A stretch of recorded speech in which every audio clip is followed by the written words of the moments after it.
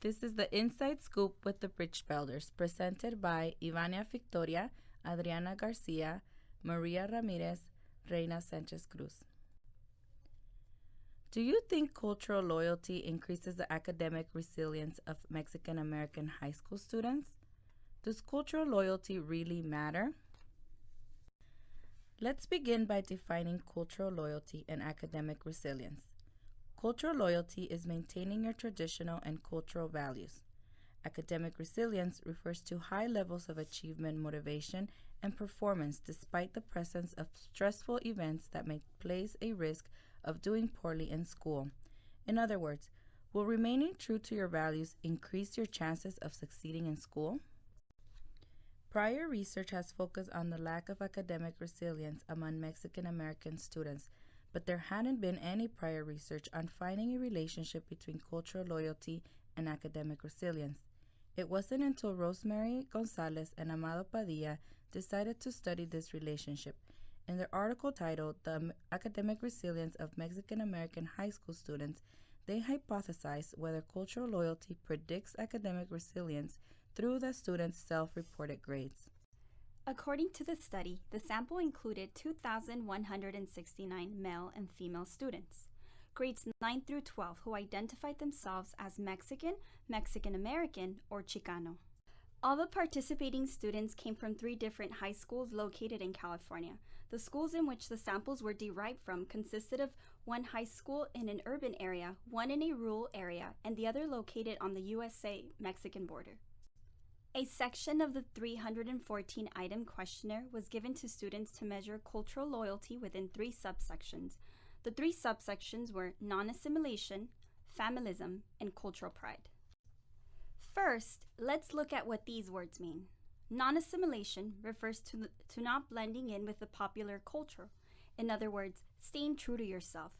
Familism is a term used to describe how significant your family is to you. Cultural pride simply means being proud of your culture and traditions. All the responses to these subsections were measured on Likert type scales. For example, for non-assimilation, one of the questions asked was, at present, how many of your close friends are from your ethnic group? Black or African American, American Indian, white, non-Hispanic, Asian, Hispanic or Latino, Middle Eastern, or Pacific Islander.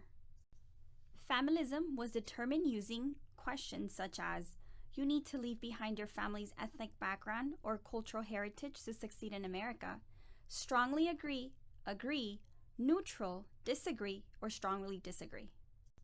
As for cultural pride, one sample question was, my ethnic background or cultural heritage is very important. Now let's look at the 2 groups being compared. The first one is the resilient group. Students categorized under the resilient group self-reported A's and B's on their report cards. Students on the non-resilient group self-reported D's and F's on their report cards. Here is our bar graph. As you can see, the green bars represent the resilient group, and the blue bars represent the non-resilient group. On the x-axis, we have the subscales, and on the y-axis, we have the means. As shown, there were no significant differences between the groups on the 2 side subscales, non-assimilation and cultural pride. However, for the familism subscale, there was a significant difference where the resilient students reported higher levels of familism compared to the non-resilient students. When looking closely at the study, a limitation presented was that an individual's interpretation of culture is unique. According to Gonzalez, a suggestion for gathering data about cultural pride is to be specific in the procedure. When asking about traditions, experiences, and activities, the use of a checklist can facilitate the process. For example, a checklist of participation in cultural activities can include items such as Dia de los Muertos, Cinco de Mayo, and traditional folk dances. To enhance future research, Gonzalez suggested that instead of using the term cultural loyalty, she would label it as ethnic pride or shame in order to determine if results vary depending on the use of the new connotation. Now you may ask yourself, what's the social impact of the study?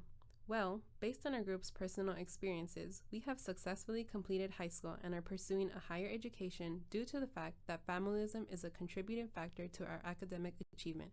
In other words, because we have the support of our families, we are more likely to succeed.